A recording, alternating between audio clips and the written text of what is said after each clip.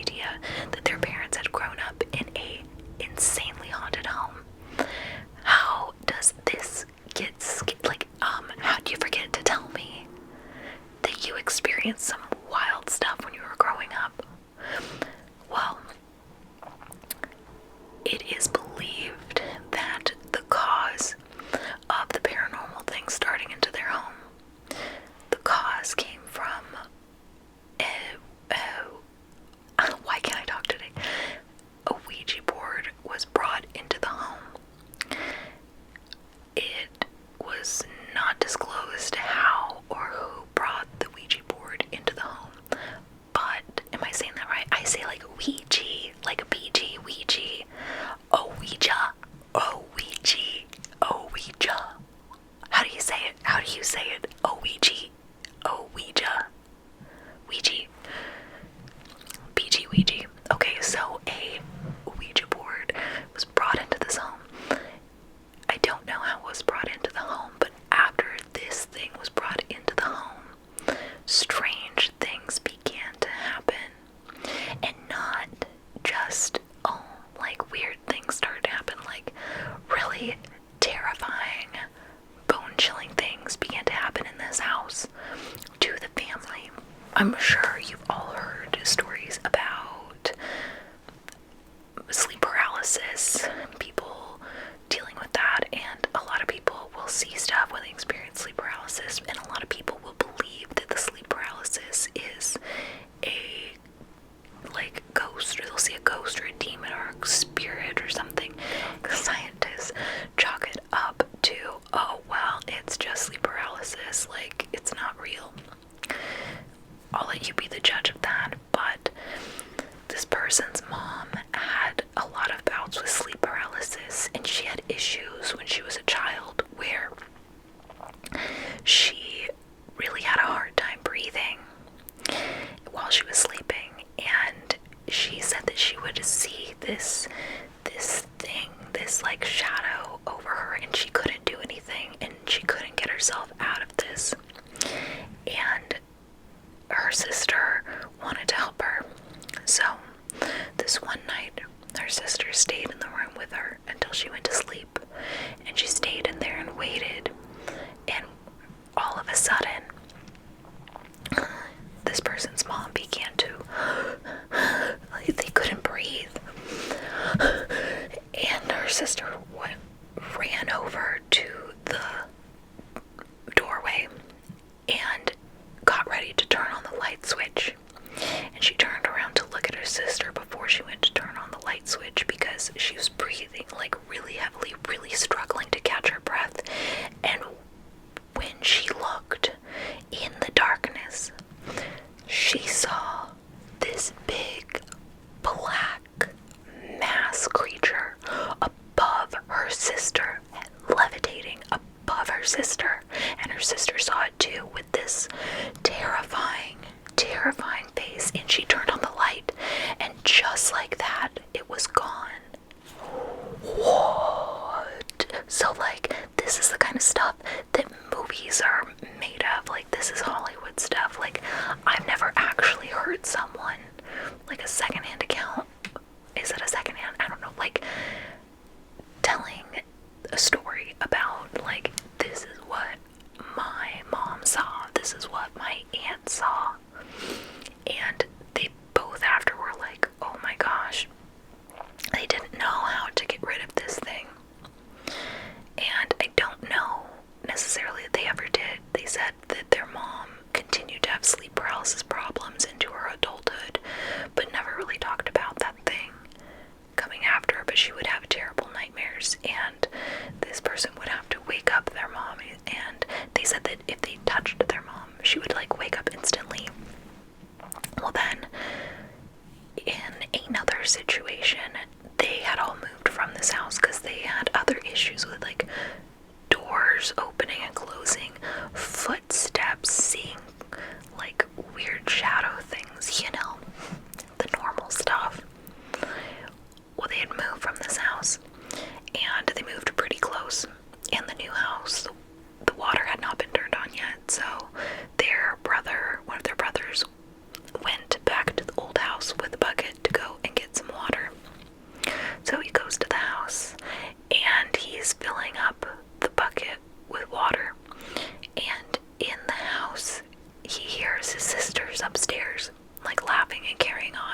like, why are they here? Like, why are they still over here? He didn't even bother to go upstairs to say anything to them. He was on a mission. So he went home, and I guess this time he was a kid. He was like between 10 and 12 years old. He went home and he went through the front door. And when he opened the front door, what he saw caused him to drop this bucket of water and begin to just sob, because what he saw behind the door of the new home that they moved into were his sisters all sitting in the living room. And they were like, oh my god, what's wrong? What happened? And he was just like, no, you guys were just over at the other house. I heard you upstairs. And he was just beside himself, like mimicking things. Freak me the frick out. I've had a couple experiences that were really weird, and I don't like it. I don't dig it. That stuff, nope. Another story that I was told was that the youngest brother actually had a lot of problems when he was little. His brothers and sisters remember hearing in his room was in the top floor, and they would hear him up there at night struggling and like wrestling around, and they thought that he was just being like a silly little kid bouncing around, being rambunctious. But as he got older, he, in a conversation with his siblings, said, well, you know what I was doing every night, don't you? And they were like, I don't know, jumping on the bed, like being crazy. And he said, no, there was this little witch in my room, this little creature, this little witch-looking thing. Its face was almost green, like the Wicked Witch of the West, but it was small and pruny, and every night it would show up in my room, and I was fighting with it because I didn't want it to come downstairs and get you guys, and I was fighting for my life every night. Whatever it was, it followed him into adulthood. He just could never catch a break. It seemed like there was always something weighing him down, which is so sad. And the last story that this person told me was a first-hand account when they were visiting family. They're in the family home, and their mom and their uncle were in the room across from them, and they were just laying on the bed. And in the background, the mom and the uncle are talking, and all of a sudden his uncle is in the doorway, and he can see it from his bed, and all of a sudden this rush of air goes past his uncle, and he saw his uncle almost like get shoulder checked by something that was not visible. And the uncle looked behind him at whatever it was that had just passed him very quickly, and you could hear steps running down the hall, and he looked back at the mom, or at his sister, and his sister said, like, go do what you need to do, and he took off after whatever it was. And my coworker said that it was one of the most terrifying things he had ever seen. I mean, think about that, like, and then your family just being like, hey, do what you have to do. Like, this isn't anything odd, this is normal. What? And my coworker said that because of these stories, they have no plans anytime in their life to ever go near a Ouija board, and they are just very skeptical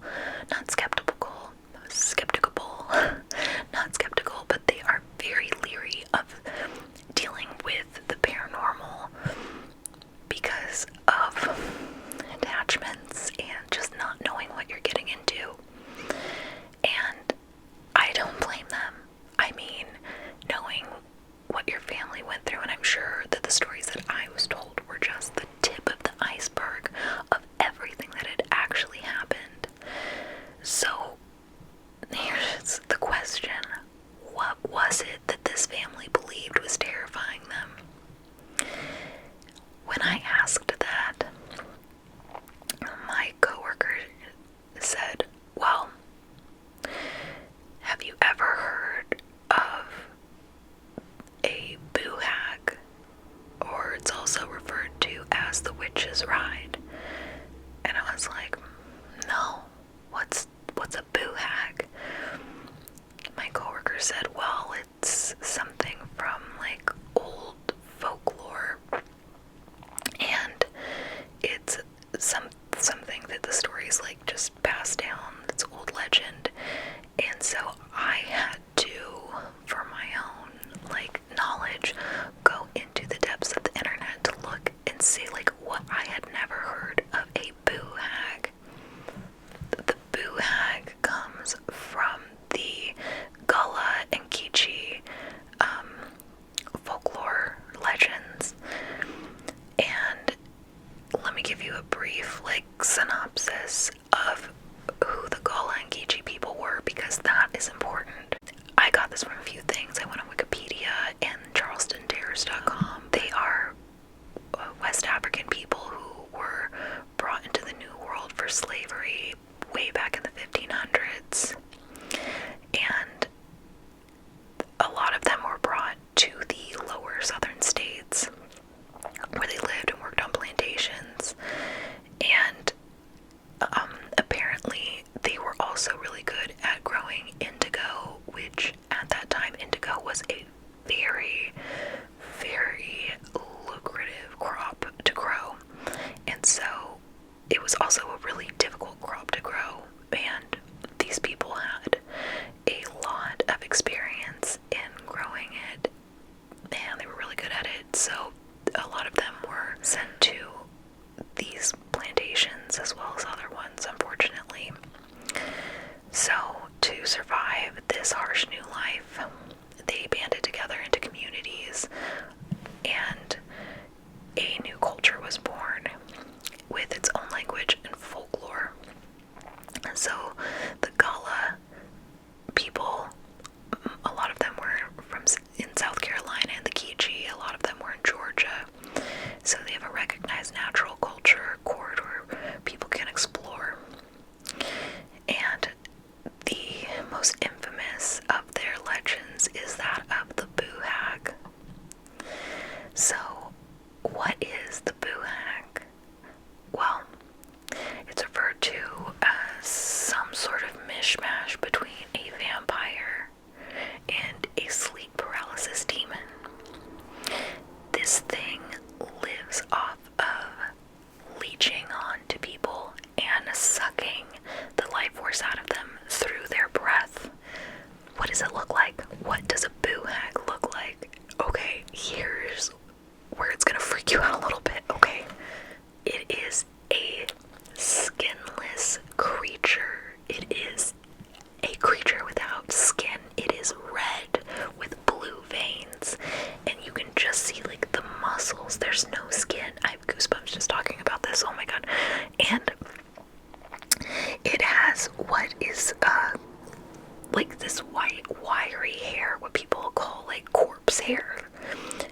And, you know, basically when people pass away, it looks like their hair and their nails grow, but it's because their body becomes dehydrated, and so their skin like recedes and like, and this wiry, just like it's this. So the Boo Hag has this wiry white hair and these almost like cat-like reflective eyes.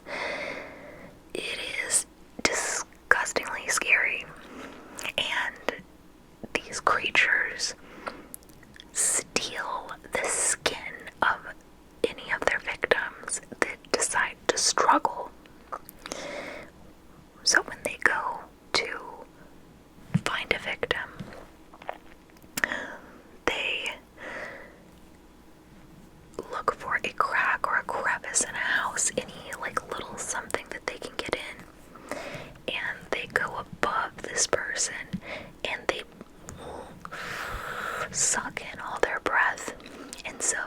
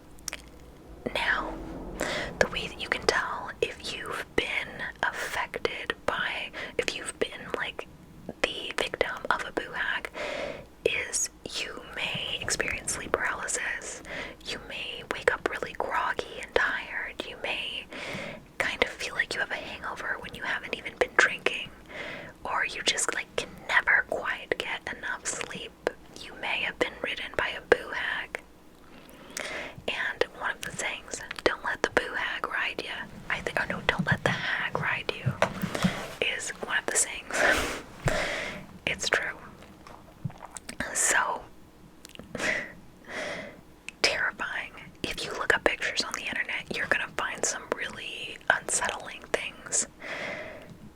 Now, if the victim struggles, that is when they take the skin. So if you ever wake up to a boo hag above you, do not struggle. You're supposed to, well, how do you get rid of it, or how do you defeat it? So if you have suspicion that a boo hag is after you or is feeding off of you, there's a few different things that you can do.